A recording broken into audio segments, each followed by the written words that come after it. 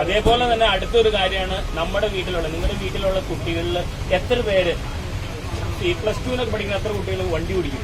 ഒന്ന് കൈ വെക്കാമോ? പ്ലസ് ടുവിന് പഠിക്കുന്ന പിള്ളേരെ കൈ വെക്കണേ. താഴെ പ്ലസ് ടുവിന് താഴെ ലൈസൻസ് ഇല്ലാത്ത 18 വയസ്സ്. നിങ്ങൾ ശ്രദ്ധിച്ചോ, കൈവക്കാത്തവർ ഒത്തിരി പേരുണ്ട് കൂടെ എന്നുള്ള കാര്യം എനിക്കറിയാം. 18 വയസ്സിന് താഴെയുള്ള കുട്ടി നിങ്ങളുടെ വീട്ടിൽ ആരെങ്കിലും ഉണ്ടെങ്കിൽ ലൈസൻസ് ഉണ്ടാവൂല, ഉറപ്പാണ്. ഈ കുട്ടി വണ്ടി ഓടിച്ച് പിടിച്ചാൽ എത്ര രൂപ കുട്ടിയുടെ അച്ഛന്റെ കയ്യിൽ നിന്ന് പിഴ വേണമെന്നറിയാമോ? 25,000 രൂപയാ പിഴ വേണം. 25,000 രൂപ.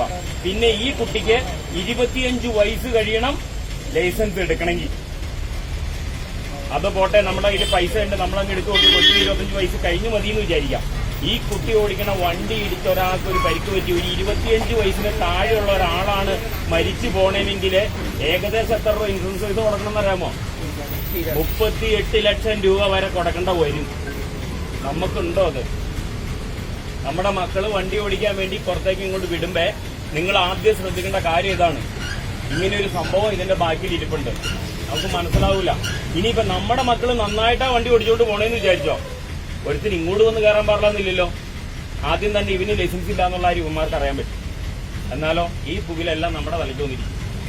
ദയവ് ചെയ്ത് നിങ്ങൾക്കോ നിങ്ങൾക്ക് പരിചയമുള്ള ഒരു കുട്ടികളെ, അത് നമ്മുടെ ബന്ധുക്കളായിക്കോട്ടെ നമ്മുടെ സുഹൃത്തുക്കളുടെ ആയിക്കോട്ടെ, ആരുടെ കുട്ടികളാണേലും ഇതിവിടെ പോകുമ്പോൾ നിങ്ങൾക്ക് കാണാം അല്ലേ, ഇങ്ങനെ ഒറ്റ പോക്ക അല്ലേ?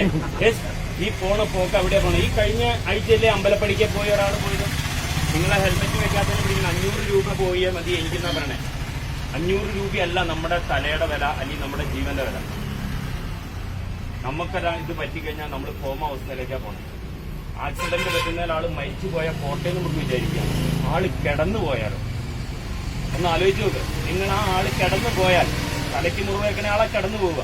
ഈ കിടന്നു പോയ ഒത്തിരി ആളുകളെ ഞങ്ങൾക്കറിയാം, കോമ അവസ്ഥയിൽ ഇങ്ങനെ കിടക്കുന്ന ആളുകൾ. വണ്ടി ആക്സിഡന്റ് ഉണ്ടായിട്ട് ഇങ്ങനെ പോണ കുട്ടികളുണ്ട്. ഇതിവിടെ പോകുമ്പോൾ ഇങ്ങനെ അങ്ങ് പോണേ. ഞങ്ങളൊരു വണ്ടിയുടെ പുറകെ പോയി പിടിക്കണില്ല. ഇപ്പൊ ഞങ്ങൾ ഫോട്ടോ എടുക്കുന്നുള്ളൂ.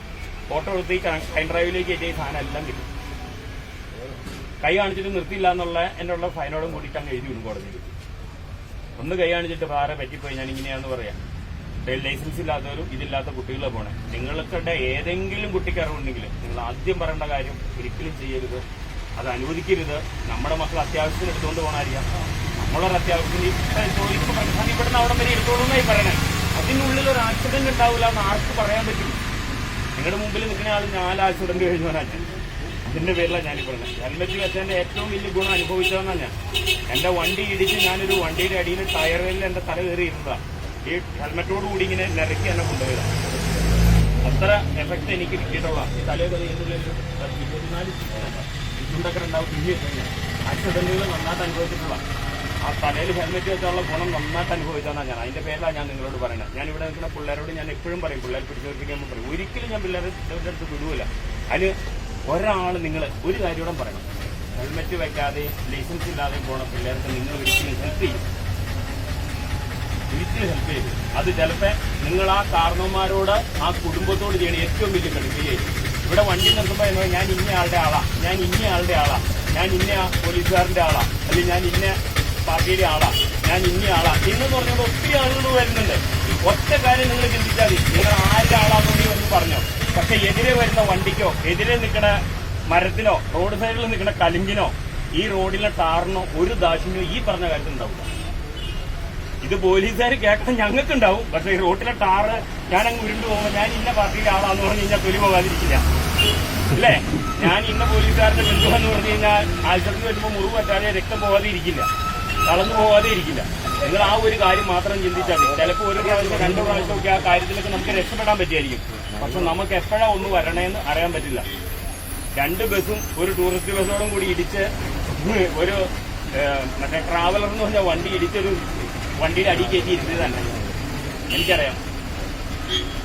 ഒരു ആക്സിഡന്റ് സമയത്ത് ആ വണ്ടിയെന്ന് പറയാൻ പറ്റില്ല. അപ്പൊ നമ്മുടെ മുമ്പിൽ എപ്പോഴും ഒരു ആക്സിഡന്റ് ഉണ്ട്. നമ്മൾ ഓടിക്കുന്ന വണ്ടിയിൽ ഇരിക്കുന്നതും നമ്മൾ പോകുമ്പോൾ നമ്മുടെ ഓപ്പോസിറ്റ് വരുന്ന വണ്ടിയിലും അല്ലെങ്കിൽ ഓപ്പോസിറ്റ് നടക്കുമ്പോഴും നമ്മുടെ കുടുംബാംഗങ്ങൾ ഉണ്ടെന്ന് മാത്രം ഒന്ന് നിങ്ങൾ ചിന്തിക്കുക. നമുക്ക് ഇച്ചിരി മരുന്നും മേടിച്ചുകൊണ്ട് പോലീസ് സ്റ്റേഷനിൽ ഫൈൻ അടയ്ക്കാതെ, കോടതി ഫൈൻ അടയ്ക്കാതെ നമുക്ക് കിട്ടുന്ന പൈസ കൊണ്ടുവന്ന് നമ്മുടെ മക്കൾക്ക് മിഠായി മേടിച്ചു കൊടുക്കണം, ബിസ്ക്കറ്റ് മേടിച്ചു കൊടുക്കണം, അച്ഛനമ്മയ്ക്കും കുഴമ്പ് മേടിച്ചു കൊടുക്കണം. അത് നിങ്ങൾക്ക് പറ്റണം. അതിന് വേണ്ടിയിട്ട് നിങ്ങൾ മാക്സിമം ട്രൈ ചെയ്ത് നല്ല രീതിയിൽ ഞങ്ങളോട് ഇത് ചെയ്യണം. നമ്മൾ നല്ല രീതിയിൽ റോഡിൽ പോകണം. അതുപോലെ നമ്മളിവിടെ വന്ന ആളുകളാണെങ്കിലും എന്തെങ്കിലും ഒരു ഇഷ്യൂ ഉണ്ടായി കഴിഞ്ഞാൽ അത് നിങ്ങൾ മാക്സിമം നല്ല രീതിയിൽ അത് തീർക്കാൻ നോക്കണം. അവിടെ വേറെ ഒന്നും നോക്കരുത്, നമ്മുടെ ലൈഫാണ്. ഞാനിത് പറയണ ഒരു പോലീസ് ഓഫീസർമാരോ എന്ന് പറഞ്ഞ പോലെ തോന്നുന്നുണ്ട്. നിങ്ങളുടെ ഒരു ചേട്ടന്മാരോ അല്ലെങ്കിൽ അനിയന്മാരോ അങ്ങനെ ആരെങ്കിലും പറഞ്ഞ പോലെയൊക്കെ നിങ്ങൾ എടുക്കുക. നമ്മുടെ കുടുംബാംഗങ്ങൾ ഇത് സംസാരിക്കണ പോലെ എടുത്താൽ മതി. കാരണം നമുക്ക് നല്ല രീതിയിൽ പോകണം, നമുക്ക് ജീവിക്കാം. നമ്മുടെ മക്കൾക്ക് വീട്ടിൽ ചെല്ലുമ്പോൾ മിഠായി മേടിച്ചുകൊണ്ട് ചെല്ലാൻ പറ്റണം. ഇത്രേ എനിക്ക് പറയാനുള്ളൂ. അതിന് വേണ്ടിയിട്ടാണ് നിങ്ങളോട് പറയാൻ വിളിച്ചത്.